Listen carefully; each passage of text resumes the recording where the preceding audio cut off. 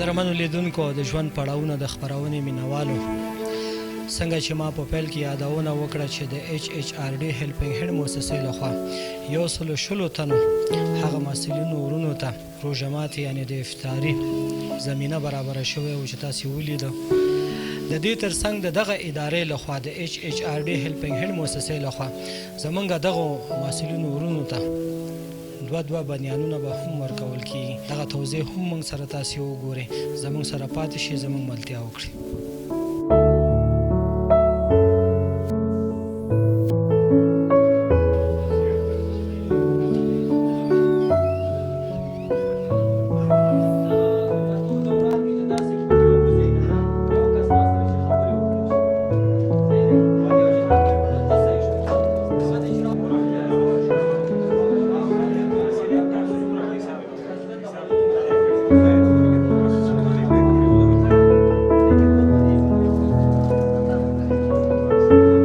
قدرمنو لیدونکو او د ژوند پړاوونه د خپرونې مینوالو، زما تر څنګ یو بل ورور هم ولاړ دی. څنګه چې ما یادونه وکړه چې د HHRD هیلپینګ هینډ مؤسسې لخوا دغه محصلینو ورونو لپاره د نن هغه ماښامۍ د روژه ماتي لپاره دوی ته تیاری نیول شوی و چې په هغه کې تاسې ولیدئ چې خوشبختانه وریجې او هغه هر شیان هغه توام پکې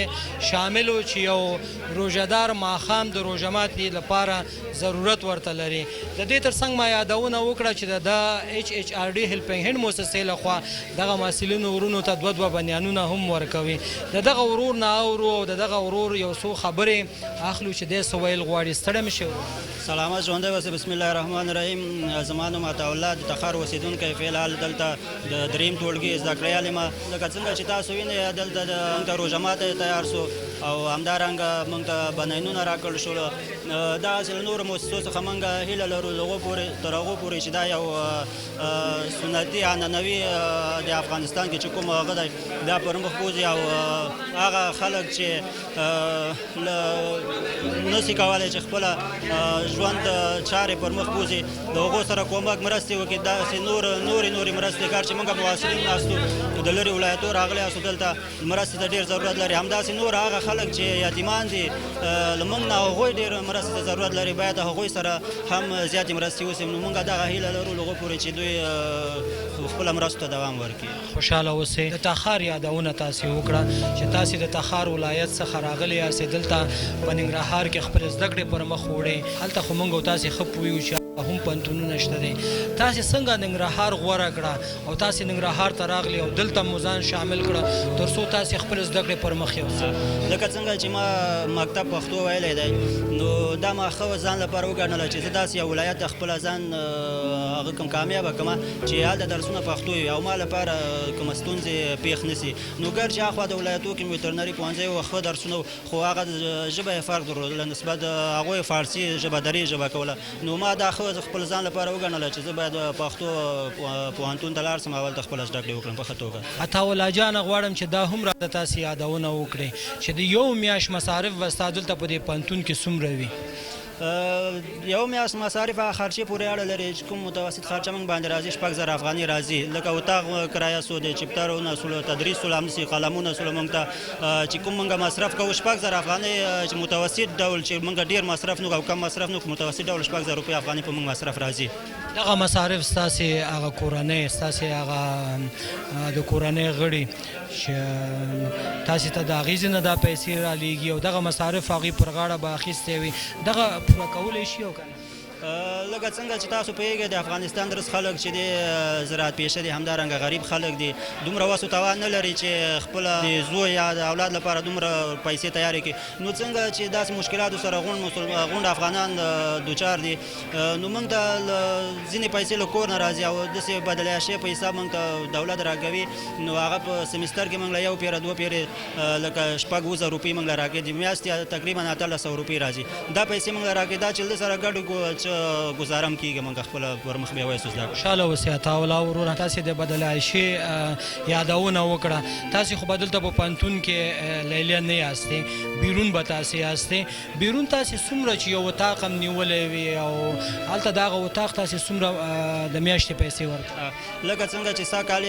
د اول څومره محصلینو ته لیلیې ورکړه او نور عموما د څومره محصلین چې وو د بیرون بهر وای دوی ته ویلې اتاق ونیسئ. نو اتاقونه اګر چې محصلین زیات شول، اتاقونه قیمت شول، نو یو اتاق محصل نیسي 5-6 زره روپۍ نیسي. په هغه کې 6 نفر 8 نفر اوسېږي له هغو پورې چې خپله ژوند چارې پر مخ ویسي او تدریس ته ورسېږي او خپله درس ووایي پکې. نو یو اتاق 2000 8000 6 روپۍ نه له 4000 نه ټیټ اتاق نشته چې انده کې اتاق موږ نیسو. مثال یو پکه وه تشناب و حمام هر څه خراب لري 5000 6 روپۍ دي. نو اتاقونه خامخا قیمت دی، نو موږ ورسره هغه کوو. خوشحاله اوسئ عطاالله وروره. دا هم راته ووایئ تاسې چې تاسې په یو اتاق کې 8 کسه تاسې یادونه وکړه چې موږ ژوند کوو. دغه ژوند مو څنګه دی؟ په خپل منځ کې څنګه تاسې یاستئ؟ ورونه خو درنه لرې دي، تا یادونه وکړه چې د تخار څخه تاسې یاستئ، چې دلته دغه نورو خپلو هغه ملګرو سره چې په دې اتاق کې تا سره ژوند تېروي، د هغوی رویه تا سره څنګه دی؟ ستا رویه هغې سره څنګه دی؟ دا هم ورته ووایه. لکه څنګه چې تاسو خپله ښه پوهېږئ محصلي ژوند داسې یو ژوند دی، دا د وروري ژوند ده. موږ 6 نفر 8 نفره چې په یو اتاق کې اوسېږو، دا داسې اوسېږو لکه یو ورور د تره زوی مثال. داسې یو بل ته احترام لرو، متقابل احترام موږ قایل یاستو تر هغو پورې چې موږ د محصل په توګه او بل د یو زده کړیال په توګه یو ښه ژوند پر مخ بیوځو او موږ وکولی شو چې خپله ژوند ته دوام ورکړو. خوشحاله اوسئ عطاالله وروره. غواړم چې یو بل خبره هم تاسې راته وکړئ. یو بنسټ ته، یو ادارې ته د بار ملک نه مرستې راځي، هلته به یو ډونر ورسي چې دغه اداره دلته چې فعالیتونه کوي هغه به هلته یې سپورټ کوي. هغه چې څه راولېږي او موږ یې د کمرې د لارې خلکو ته ښیو چې دغه موږ ته د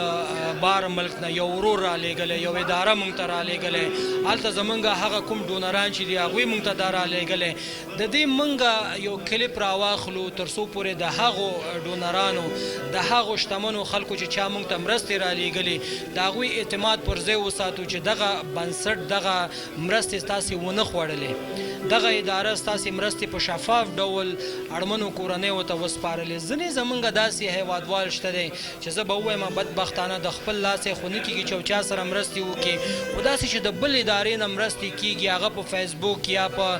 یوټیوب موږ اپلوډ کوو، نو هغه منفي ټکي لیکل کېږي د دې باره کې. هغه خلکو ته د پیغام څه دی چې هغوی باید څه وکړي؟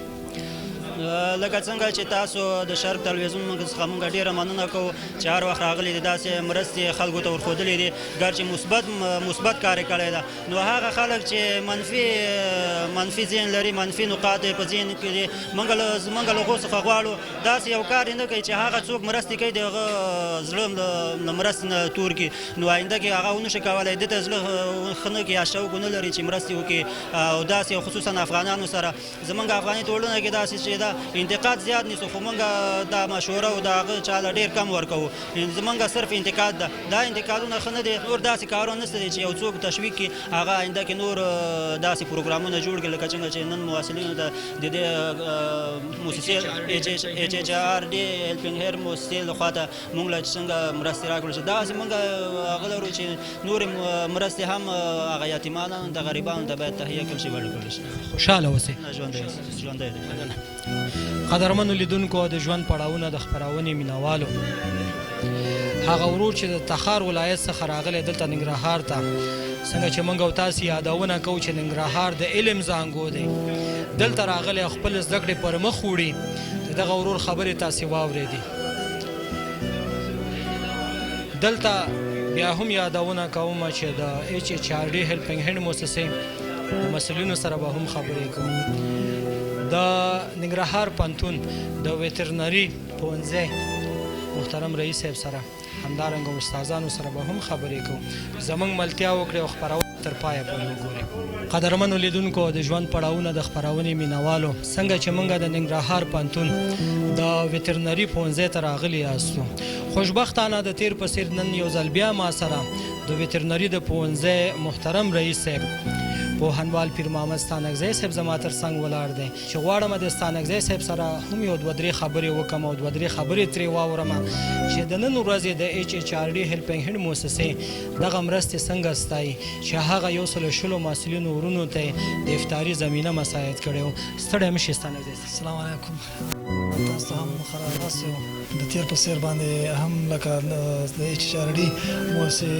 د ادارې څخه د مشرتابه څخه موږ ډېره زیاته مننه کوو. هغه محصلین ورونه چې هغه د لرې ولایتونو دي مسافر دي او دلته په لیلې کې اوسېږي ځینې په اطاقونو کې اوسېږي نو هغوی دپاره دا یو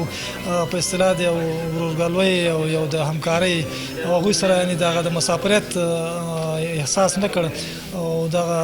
روژه ماتې چې دوی ورته برابر کړی او د ټول ټیم څخه د HRD د مؤسسې او خصوصا د ډاکټر صاحب شیرزاد صاحب څخه یو جهان مننه کوو او له تاسو هم یو جهان مننه کوو چې دلته راغلی او دغه محصلینو سره هم دغه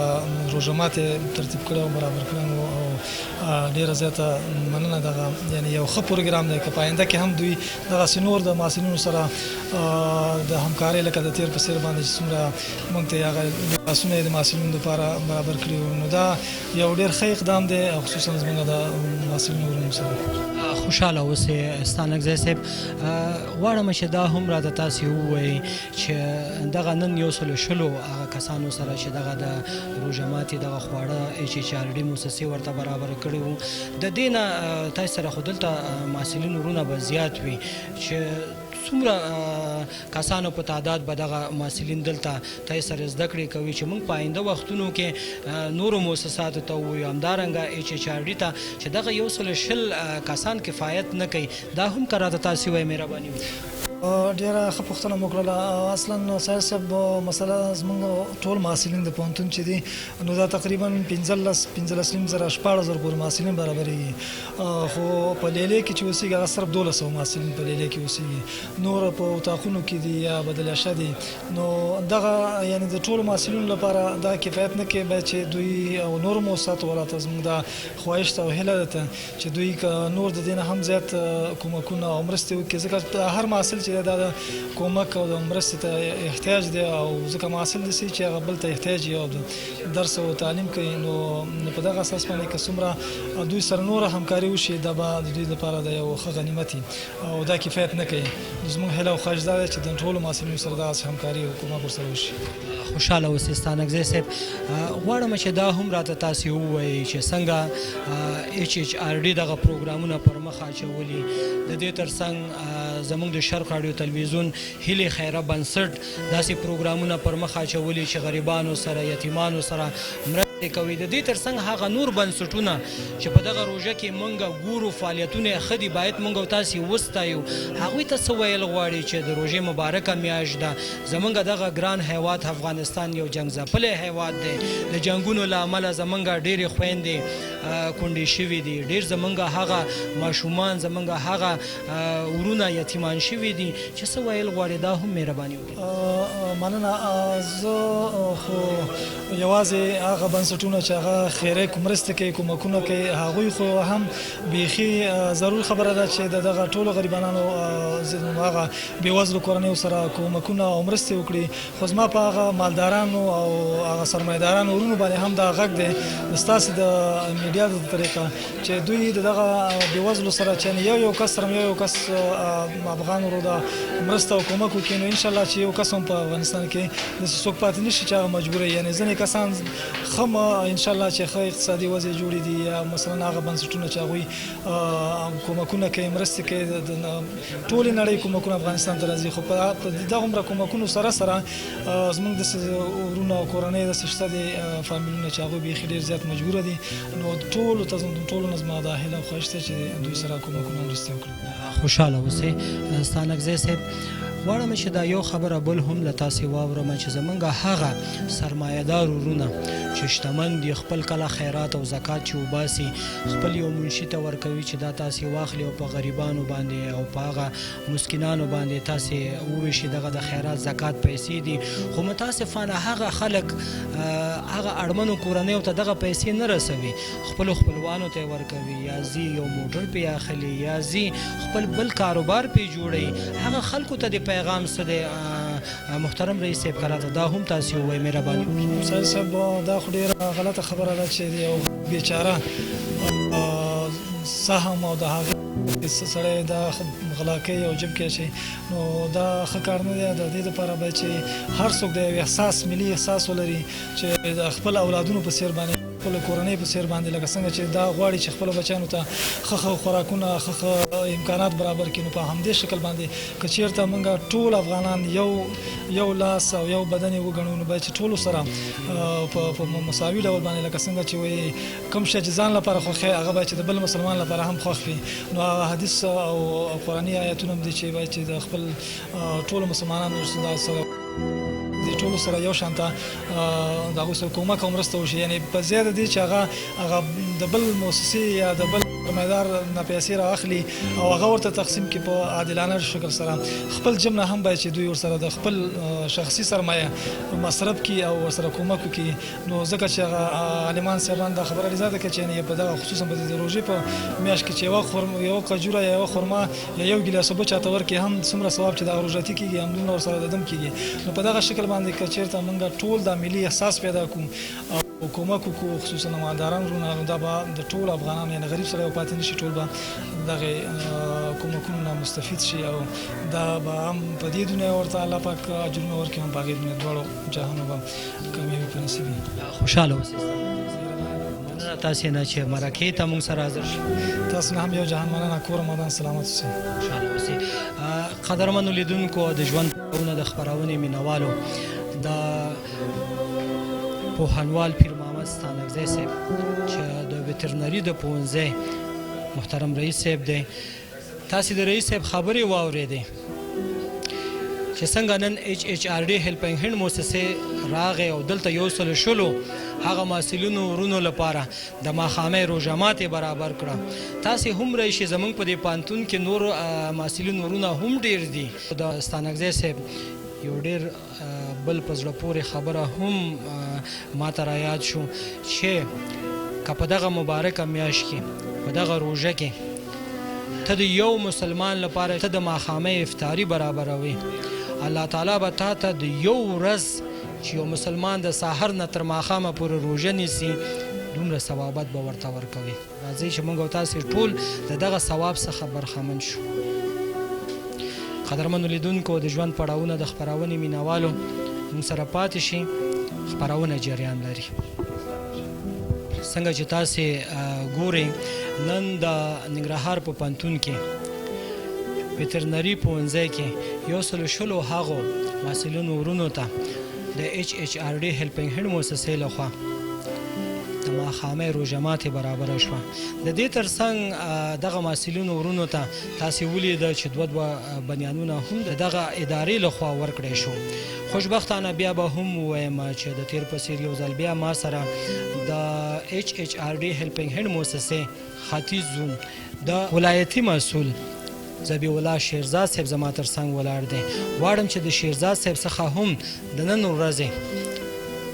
دغه د روژه ماتې په اړه یو څو خبرې واورم چې دی څه ویل غواړي. ستړی مه شې شیرزاد صاحب. خیر اوسئ. مننه. بسم الله الرحمن الرحیم. شهر رمضان الذي انزل فيه القرآن هدى للناس وبينات من الهدى. دا سره مخکې د شرق راډیو تلویزیون د ژوند پړاوونو پروګرام لیدونکو ته السلام علیکم ورحمت الله وبرکاته. خوښ یم چې نن په داسې یو پروګرام کې چې هغه زموږ او تاسې د اسلام رکن دی روژه ده. په دغه روژه کې عبادات الله په کوم عبادت کېږي هغه په ډېر زیات اجر لري. د هغې تر څنګ نن موږ افطاري پروګرام برابر کړی و. افطاري پروګرام هم د موږ یو پروګرام لرو د رمضان. د رمضان کې موږ د غریبو بېوزلو کورنیو سره خوراکي توکي مرسته کوله.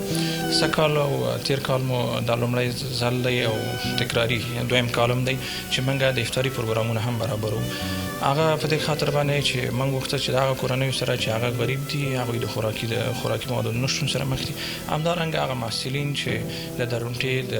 پارک په ساحه کې هلته اوسېږي د دولت دا چې دولت دلته لیلې هم شته امکانات شته خو دومره ګنجایش دولت سره دومره امکانات دولت سره نشته دا محصلین هلته اوسېږي هغوی مو نن په یو دسترخوان سره راټول کړل او دوی سره کېناستو او دوی ته مو افطاري برابره کړې وه نو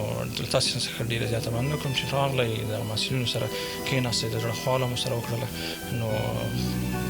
ډېره زیاته مننه کوم خوشاله اوسئ شیرزاد صاحب غواړم چې تاسې راته دا هم ووایئ شیرزاد صاحب چې موږ تاسې سره هر وخت ستاسې په دې برنامو کې موږ تاسې سره همکار یاستو چې ستاسې HHRD هیلپینګ هینډ موسسې سره ډېر یتیمان ثبت او راجستر دي چې په دغه روژه کې یا د روژې نه مخکې تاسې هغوی سره مرستې وکړي او که نه بلې موږ خوشبختانه چې په ننګرهار لغمان کونړ او کابل ولایتونو کې د 1515 کورنۍ سره مو مرسته کړې ده او د 10 کورنۍ چې هغه پاتې دي د تقریبا 1515 کورنۍ سره موږ مرسته شوې ده مننه شیرزاد صاحب څنګه چې نن موږ ولیده تاسې 100 کسانو ته هغه محصلین ورونه چې دلته په ننګرهار پوهنتون کې زده کړې کوي د محصلینو تعداد خو دلته زیات دی چې مخکې موږ رئیس صاحب سره هم خبرې وکړې د دې ترڅنګ هغه محصلینو ورونو نظر مو هم راواخیسته چې تاسې په آینده کې هغه زمونږ نور ورونه به کیدای شي نن په زړه کې به ډېر داسې خبرې راغلې چې دغه زمونږ 100 تنه دغه ورونه لاړو او هغه خوراکي توکي هغه شیان چې د روژه ماتي لپاره د HHRD لخوا دوی ته برابر شوي وو چې موږ ته به هم دغسې یو پروګرام جوړیږي او که نه هغه به هم ستا غږ اوري د شرق راډیو تلویزیون د لارې ولې نه موږ افطاري پروګرامونه دوام لري او یوازې دا نه چې په ننګرهار پوهنتون کې دی همداسې جلال آباد ښار کې بېوزله کورنیو ته موږ هغوی ته افطاري پاخه شوي خواړه ورکوو په لغمان کې هم نو زموږ افطاري پروګرامونه دوام لري دغه ورونه چې څوک هېڅ کوم قسمه ممانعت دوی ته نشته دوی کولی شي چې راشي په هغه ځایونو کې چې زموږ افطاري پروګرامونه دلته راشي او برخه واخلي خوشحاله اوسئ شیرزاد صاحب یو ډونر ته څنګه موږ او تاسې پوهېږو چې موږ دلته په ننګرهار کې که تاسې یاستئ که موږ یو که بل یو بنسټ والا یې نو موږ دلته یو استازي یاستو زموږ دغه پروګرامونه ځینې شتمنو هیوادوالو نه د هغوی د طرف نه دا سپانسر کیږي زمونږ ځینې خلک داسې دي چې کله موږ یو برنامه جوړ کړو او بیا په فیسبوک یې اپلوډ کړو په انټرنیټ باندې همدارنګه په یوټیوب باندې هغوی نیوکه کوي چې دا ستاسې ښه کار نه دی باید چې تاسې دا په انټرنیټ باندې اپلوډ نه کړئ چې یو ډونر ماته د بهر ملک نه خپل یو څه رالیږي او په ما باندې اعتماد کوي کله چې زه یو کلپ یې جوړ نه کړم هغه ډونر په زړه کې خو به دا راځي چې دغه بنسټ والا دغه HHRD هیلپینګ هینډ موسسې مسؤلین دغه مرستې په خپله واخیستې نو موږ مجبور یو چې دغسې یو پروګرام پر مخ واچو په انټرنیټ یې اپلوډ کړو په فیسبوک په یوټیوب باندې دغه د هغه خلکو نیوکې کومه ده به صحیح وي دغه باره کې هم که تاسې څه ووایئ مهرباني وکړئ دا چې موږ ته عموما کوم بنسټونه دي کومې نړیوالې موسسې دي داخلي موسسات دي دوی اصلا چې کوم فنډ ورکول کېږي کوم مرسته ورکول کېږي دا یو امانت دی امانت دی تا ته درکول کېږي چې ته د هغه شخص ته ورسوي حقدار ته ورسوي وخت چې حقدار ته رسوي نو حتما هغه غواړي چې داسې یو څه اسناد یو څه ته ورته وړاندې کړي چې هغه یې وګوري پرې پوه شي خو دا به بدبختي چې موږ وایو چې نه دا دې نه نشریږي او دا دې نه داسې کلیپونه نه جوړېږي په اسلامي اصولو په دغه سره برابر داسې کلیپونه جوړ شي مثال اوس اکثرا کورنۍ ته ځو هلته زنانه اوسېږي نو په حجاب او په دغه کې مثال د هغې ضرورت وي د هغې هغه موږ غواړو ډونر سره شریک کړو دې کې څه کومه ستونزه نشته ځکه موږ د یو مسلمان ورور دی یو کس چې مشکل لري یو کس ضرورت لري هغه موږ د هغه کس سره معرفي کوو چې هغه کومک کوي غواړي هغه مرسته وکړي په نور نړۍ اکثره په نورو ملکونو کې څنګه چې موږ هېوادونه هلته په زرهاو انجوګانې کار کوي هلته خیریه بنسټونه کار کوي هلته ډېر غټې پروژې هلته ډېر غټ امکانات هلته ډېرې غټې مرستې د همدغه بنسټونو لارې نه هلته کېږي حتی چې په میلیونو ډالر په میلیاردونو ډالر د ډېرو زیاتو کورنیو سره هلته مرستې روانې دي او کېږي هغه په څه وجه چې هلته همدغه ستاسې خبره چې موږ کله کلیپ جوړوو یا دغه جوړوو په دې انتقاد کېږي انتقاد هلته دا انتقاد دا به داسې یو څوک کوي چې هغه دغه داخل د دې پروګرام کې نه اوسېږي هغه به په دې پوه نه اوسېږي چې مطلب ولې دا کلیپ جوړ شوی دی نو ما مخکې بیا همدا وایم چې د هغه به د هغې خپل شخصي نظر وي زموږ نظر دا دی چې جوړ دي شي او په